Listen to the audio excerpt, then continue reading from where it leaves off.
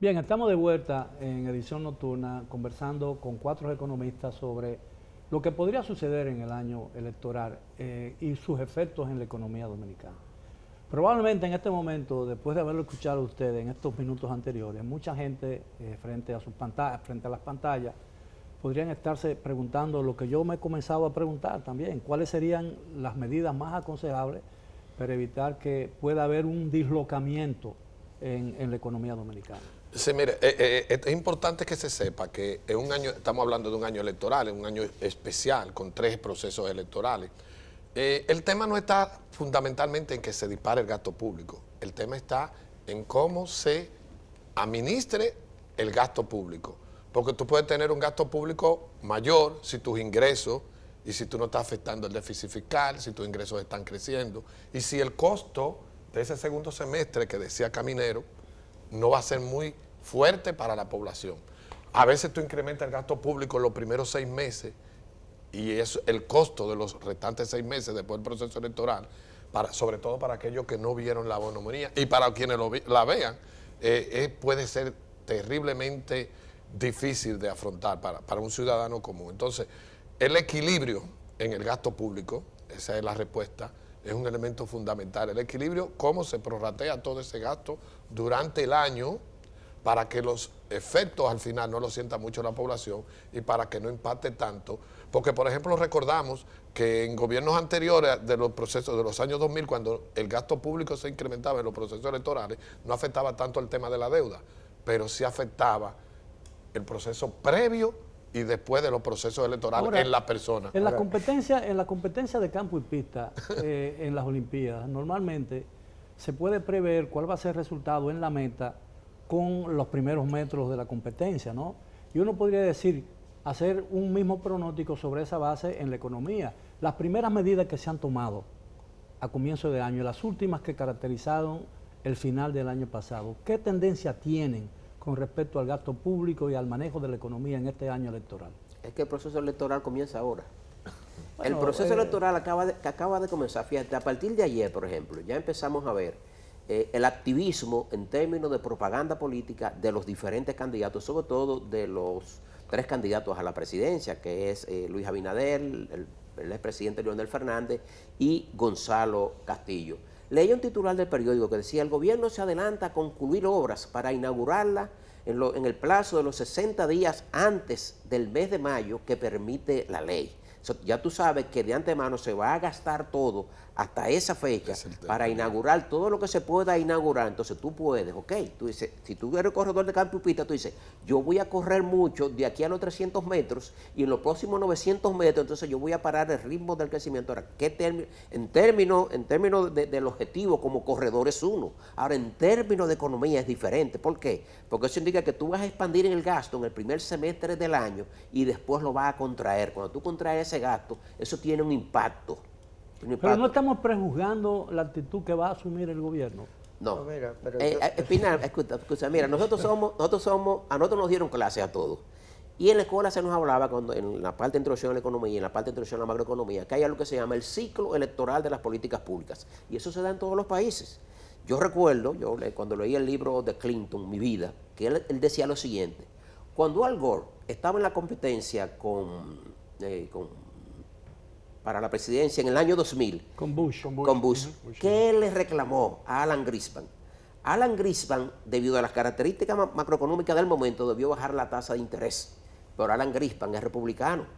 ¿Y qué pensó? Si bajo la tasa de interés, estoy mandando un señal de calentar la economía y eso se va a reflejar en beneficio de Gore. Entonces él la mantuvo, la tasa de interés, por encima del nivel que la debía tener. En su libro, Bill Clinton se lo reclama. Entonces, son países con mucho nivel de institucionalidad. Cada vez que tú dices que estamos prejuzgando, yo lo que pienso, pero qué oportuno has sido tú al señalar este tema, ¿no? Es que en todos los países del mundo, en los procesos electorales, los partidos de gobierno se sienten tentados a aplicar medidas de dinamización de las políticas económicas para que eso tenga un impacto electoral, pero eso tiene un costo. ¿En qué términos? Sí. En términos del balance de las finanzas públicas.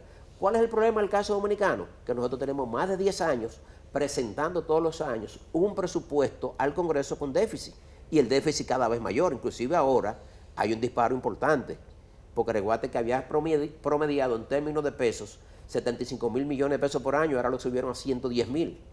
Ahora, suponiendo, vamos a tratar de pronosticar el futuro. Yo no soy émulo de Merlín el mago, pero uno se puede. Gana la oposición. La oposición ha estado criticando sistemáticamente las medidas y las políticas económicas del gobierno. Gana la oposición, se instala el 16 de agosto.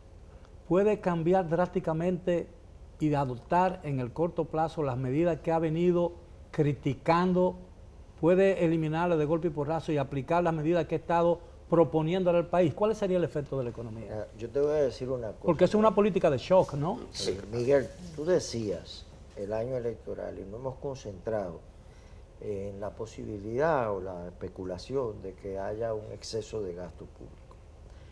A mí me preocupa más qué pasaría si gana la oposición y quiere cambiar radicalmente el modelo económico de crecimiento en base a deuda y déficit que hemos tenido. O sea, yo no creo, y comparto que tú en algún momento señalaste que bueno, un déficit, yo creo que hay que mantener cierto grado de déficit.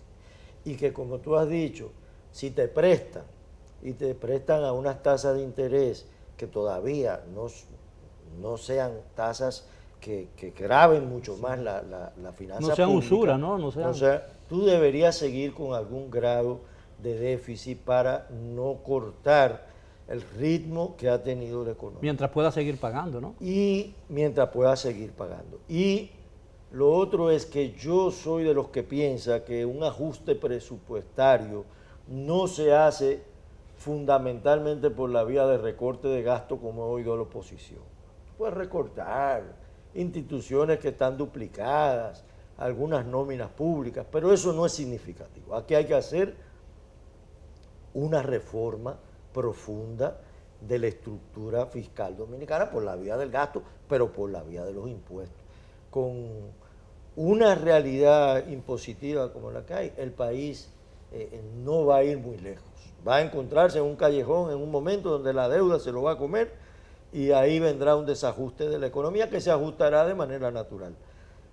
Yo creo que hay que asumir la responsabilidad de prever ese ajuste y yo soy de los que piensa que incluso probablemente con el Fondo Monetario, si no inmediato, pero tenerlo en agenda para una reestructuración de la economía dominicana. Lo que estoy diciendo tal vez no lo puede decir un economista muy comprometido con uno de los partidos que están, pero creo que desde el punto de vista económico hay que pensar. Sí. ¿Usted está de acuerdo con esa percepción? Yo quería apuntar lo siguiente, y no hemos hablado de cuánto nos está costando a los dominicanos la deuda que tenemos actualmente. ¿Cuál es el peso que tiene el gasto, solamente el gasto en intereses como porcentaje de los ingresos tributarios, que en este año va a ser 24%. Si tú comparas eso con los países de América Latina, solamente vas a ver que hay 3 que tienen una proporción superior a la nuestra. Brasil, que ha tenido una situación fiscal, tuvo una situación fiscal en años recientes. Costa Rica, la cual también su posición fiscal es delicada, y Argentina, que también recientemente. Bueno, entonces, es la vida, eso es lo normal en Argentina, ¿no? Bueno, si tú quieres quitar Argentina, pero quédate con los otros 2 países. No. Lo que quiero decir es que es muy seria la situación que vive República Dominicana y un ajuste puede venir ordenado si se toman las medidas del lugar, si las autoridades sean cuales sean las que vengan en agosto, lo hagan reformas en la parte fiscal, sobre todo en el tema eléctrico, pero también puede venir un ajuste del mercado y eso es lo que queremos evitar. A veces yo tengo la impresión de que nosotros como desconfiamos mucho del potencial nacional, de la capacidad de nuestra gente, de la creatividad de los jóvenes dominicanos y de la capacidad que tenemos, porque todo lo que hemos logrado nosotros a lo largo de nuestra historia, en momentos muy difíciles, en momentos de revolución, momentos de intervención americana, momentos de golpe de Estado, momentos de inestabilidad política, lo hemos hecho con nuestro propio esfuerzo. Yo diría nosotros no hemos sustentado en un fideicomiso internacional. O sea, que tú no crees que... Yo soy excesivamente, yo soy excesivamente optimista con relación a la capacidad de este país para sortear los peores momentos de su La historia. resiliencia. Bueno, Sí. lo que hay Hay, que- hay que serlo. Exactamente. Hemos salido de crisis rápidamente, en años Sí. lo hemos vivido en el pasado. El tema es no caer en una crisis. Estamos totalmente de acuerdo. Este es un país de gente trabajadora, con muchos recursos que todavía no se han explotado, un potencial grandísimo. El tema es que debemos de organizar Ahora, la casa. pena de la vida el tambor que toca retirada. Pero no es tocar retirada, no tocar retirada. El tema de las finanzas públicas del país, el tema de la sostenibilidad fiscal de la deuda, es un tema para reflexionar, para pensar. O sea, ¿hasta cuándo puede una economía tan pequeña como esta seguir comprometiendo las finanzas públicas con el tema de la deuda? Como señalaba Franco, le decía Collado, decía que siempre lo leo, tanto a él como a Selma, porque me llegan los trabajos que hacen en la CRES. Es cada vez mayor el porcentaje del presupuesto que hay que destinar al servicio de la deuda. La deuda crece todos los años. ¿Puede alguien vivir eternamente endeudándose? Eso no es posible.